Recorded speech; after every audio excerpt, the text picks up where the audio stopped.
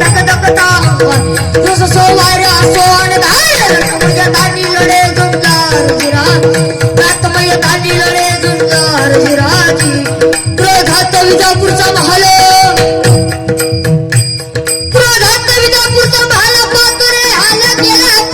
केला पद करुणिया दगा शिवाने करुणिया दगा शिवाने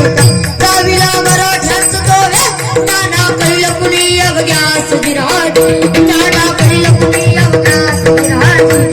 अफजल खानाचा मुलगा फजल खान सभेतून जागा झाला आणि ओरडला बाजार अब कोण पकडेगा शिवाक सवाल विजापूर दरबारात उपस्थित झाला आणि फजल खान सीधी जोहर आपली प्रचंड फौज घेऊन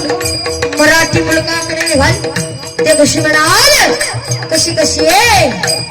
कुलवंत सीधी जोहर केला कहर फजल बरोबर येऊन या वेळा पणाला गडला येऊन या वेळा पणाला गडला तसा सापाने वेळ घातला साऊल मत तटून बसला वजीराज साऊल मत तटून बसला वजीराज शक्तीपेक्षा युक्ती महत्वाची असते यावेळेला महाराजांनी आपल्यासारखा दिसणार आपल्यासारखा बोलणारा म्हणजे शिवा काशीद याला बोलावून घेतलं होतं विचारलं शिवा आमचं रूप घेऊन शिदेला भेटायला जातोस शिवा म्हणाला वय महाराज जातो पण शिवा याचे परिणाम काय होतील माहिती आहे तुला वय महाराज जर मी शिदीला भेटायला गेलो शिदी मला ठार केल्याशिवाय राहणार नाही एवढंच राज तुम्ही जर सुखरूप विशालगडावरती पोहोचलात तर 100 लाख शिवा धागे तयार होतील आणि तुम्ही जर संधी मला आली राजा शिवाच्या जीवाचं सोनं होईल राजवडी संधी द्या की मला त्यावेळेला माझ्याने शिवाला कडकडून मिठी मारली महाराजांच्या डोळ्यातला असू शिवाच्या पाठीवर पडला शिवा म्हणाला राजा पडलेले त्या पाण्याच्या थेंबासाठी बलवत्कार हा शिवा आणि मग 600 मावळ्यांना घेऊन बाजीप्रभू बांधले महाराजांची पालखी घेऊन निघाले दुसऱ्या पालखीत शिवा काशी यांना घेऊन निघाले ते कशी म्हणाल कशी कसे रात्रीच्या पहिला प्ररास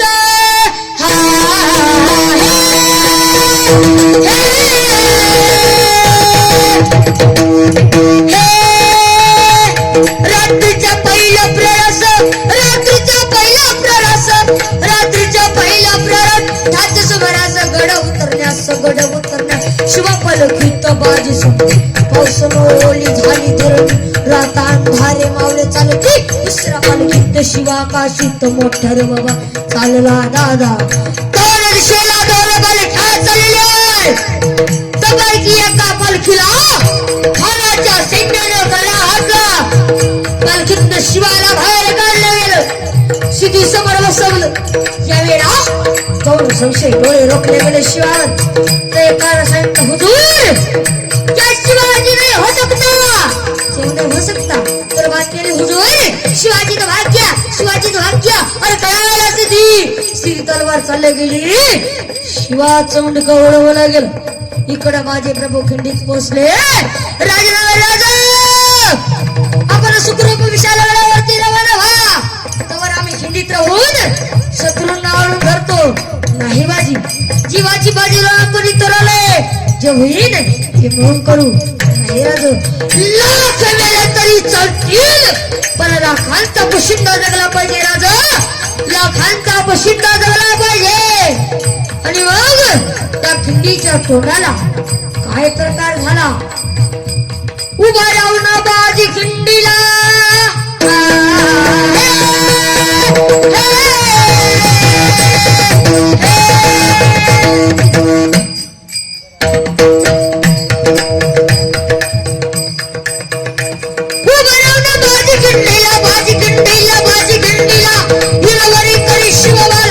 तुम्ही सुखरूप इतना जावतो पवडवा त्या विषयाला तुम्ही गेला पालखीत तास विशाल राजी आलो आता चिठ्ठीला मी ठार करतो सिद्धीला माझीचा डाव तो वार करतो मी ठार दुष्ट शत्रूला सैन्य भाव हा माझा धर्म सैन्य भाव हा माझा याच वरदान हरियुग रावलं कुपुसर दिवसाचा दुसरा प्रहर तलपट्ट भाल तलवार किती गेला